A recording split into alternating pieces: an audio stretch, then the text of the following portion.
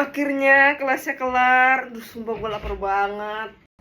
Mau makan di mana nih? Di kantin atau di Eater? Ke Iteri aja nggak sih? Aku udah bosen ke kantin. Ayolah, sebelum makin rame. Tapi please jangan sampai antri panjang. Gue lapar banget nih.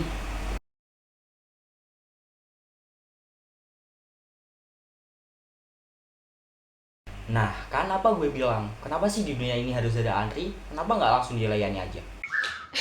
Mugi, sabar dong. Coba dipikir dulu deh.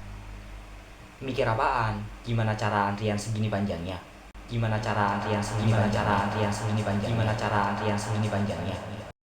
Jadi, sistem antrian adalah mekanisme yang mempelajari bagaimana pelanggan datang, menunggu, mendapatkan pelayanan, dan meninggalkan suatu fasilitas pelayanan. Analisis dilakukan menggunakan pendekatan peluang dan statistik untuk mengoptimalkan waktu tunggu, panjang antrian, utilisasi server, dan throughput.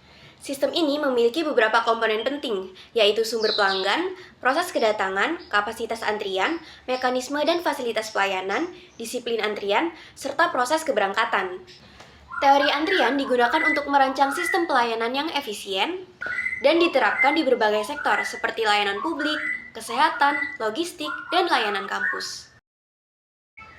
Sistem antrian ini punya banyak manfaat. Yang pertama, sistem antrian bisa ngurangin waktu tunggu pelanggan. Jadi, orang nggak nunggu lama karena alurnya lebih rapi dan efisien. Kedua, kualitas layanan jadi lebih baik.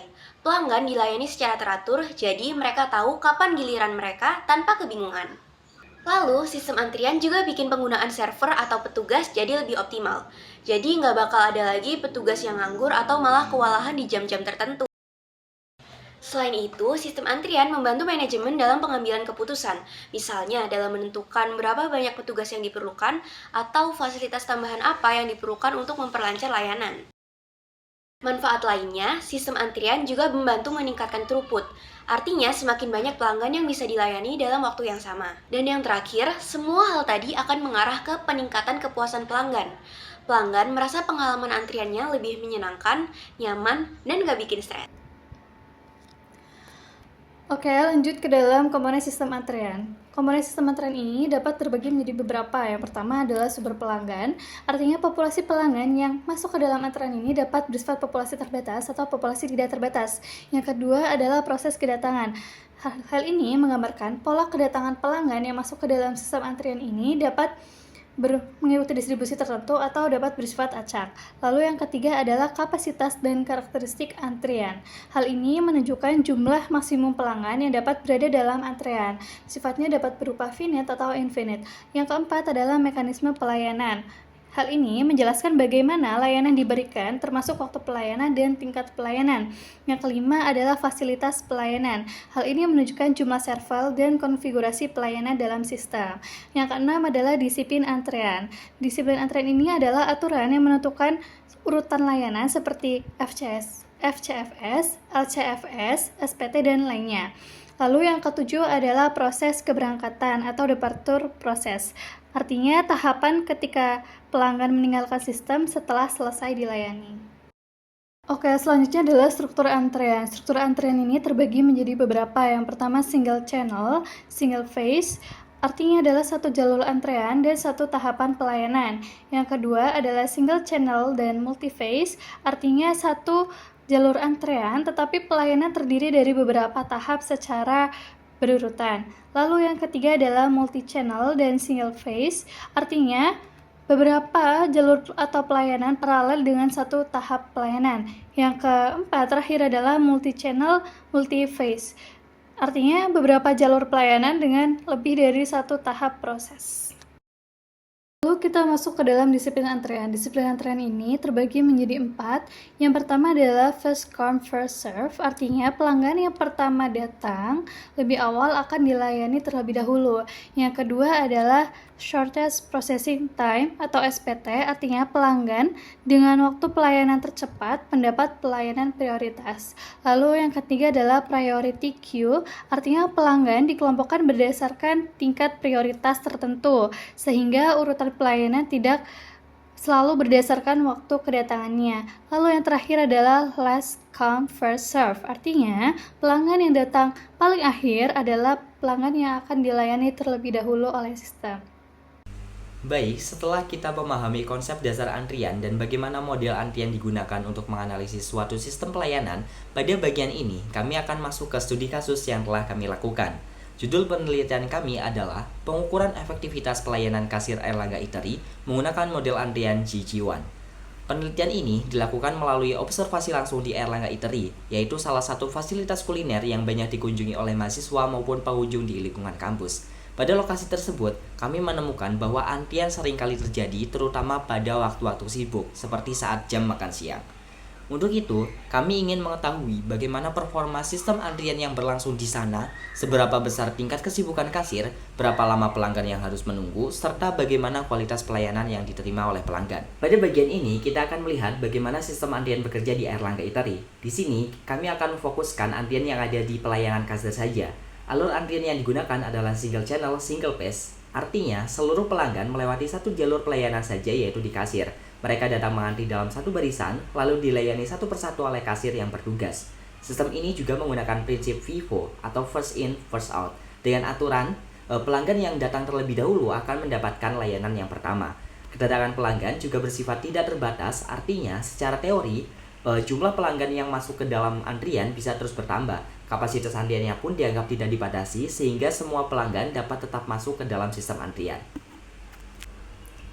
Berikutnya, kita masuk pada pembentukan model antrian berdasarkan hasil analisis distribusi sebelumnya. Di Erlangga Eatery, proses pelayanan hanya terdiri dari satu tahap pembayaran, karena seluruh pelanggan melewati satu jalur dan dilayani oleh satu kasir. Sistem ini termasuk dalam kategori single channel, single pace. Hasil uji distribusi menunjukkan bahwa waktu antar kedatangan mengikuti distribusi log logistik, dan waktu pelayanan mengikuti distribusi WIG. Kedua distribusi ini termasuk dalam kategori distribusi umum atau general distribution. Karena baik kedatangan maupun pelayanan tidak mengikuti distribusi khusus seperti eksponensial atau Poisson, maka sistem antrian ini dimodelkan sebagai GG1. Dengan kata lain, model antrian ini memiliki distribusi kedatangan yang bersifat umum, distribusi pelayanan yang bersifat umum juga, serta hanya satu fasilitas pelayanan. Berikutnya, kita masuk pada hasil perhitungan ukuran kinerja sistem antrian di Erlangga Eatery. Pertama, rata-rata waktu antar kedatangan menunjukkan nilai sekitar 41,84 detik. Artinya, secara umum, pelanggan baru datang setiap kurang lebih 42 detik atau sekitar 2 pelanggan per menitnya. Untuk waktu pelayanannya, rata-rata pelayanan berlangsung sekitar 34,58 detik. Dari nilai ini, kapasitas pelayanan kasir berada di angka sekitar 2 pelanggan per menitnya. Selanjutnya, untuk nilai utilitas sistem, yaitu 83%, angka ini menunjukkan bahwa kasir cukup sibuk dan hanya menganggur sekitar 17% dari waktunya. Dengan tingkat kesibukan seperti ini, antrian bisa terbentuk terutama pada jam-jam padat seperti jam makan siang. Kemudian, untuk jumlah rata-rata pelanggan dalam antrian berada di angka 8 orang, yang menunjukkan antrian cukup panjang ketika kondisi ramai. Sedangkan untuk rata-rata waktu tunggu pelanggan sebelum dilayani, yaitu sekitar 164,87 detik atau hampir 3 menit. Ini adalah waktu yang dihabiskan pelanggan hanya untuk menunggu giliran. Sementara itu, rata-rata jumlah pelanggan di dalam sistem, yaitu di angka 5 orang. Dengan demikian, selalu ada pelanggan yang berada di area kasir. Terakhir, untuk waktu total yang dihabiskan pelanggan dalam sistem adalah sekitar 199,45 detik atau kurang dari 3,3 menit. Ini mencakup waktu menunggu dan waktu pelayanan sekaligus. Secara keseluruhan, hasil kinerja ini menunjukkan bahwa sistem mampu melayani pelanggan secara konsisten, tetapi antrian cukup terasa karena masih banyak waktu yang ditunggu. Berdasarkan hasil analisis yang telah dilakukan, terdapat beberapa saran yang dapat diterapkan untuk meningkatkan kinerja sistem antrian di Erlangga Eatery. Saran yang pertama adalah penambahan kasir pada jam-jam sibuk. Pada periode seperti jam makan siang, antrian dapat memanjang dan waktu tunggu semakin meningkat. Dengan menambah satu fasilitas pelayanan tambahan pada waktu-waktu puncak, beban kasir dapat terbagi dan proses pelayanan akan menjadi lebih cepat. Yang kedua adalah optimalisasi proses pembayaran. Salah satu upaya yang dapat dilakukan dengan memisahkan antrian berdasarkan jenis pesanan, misalnya antara pemesanan makanan dan minuman. Kemudian yang ketiga yaitu pemasangan display informasi antrian. Dengan adanya tampilan informasi seperti nomor antrian atau estimasi waktu tunggu, pelanggan dapat memiliki ekspektasi yang lebih tinggi terhadap lamanya pelayanan. Hal ini dapat mengurangi tingkat ketidaknyamanan dan keluhan pelanggan saat menunggu. Mungkin cukup sekian presentasi dari kelompok kami. Apabila terdapat kesalahan atau tutur kata yang kurang berkenan dari kami mohon maaf yang sebesar-besarnya. Sekian dari kami. Wassalamualaikum warahmatullahi wabarakatuh.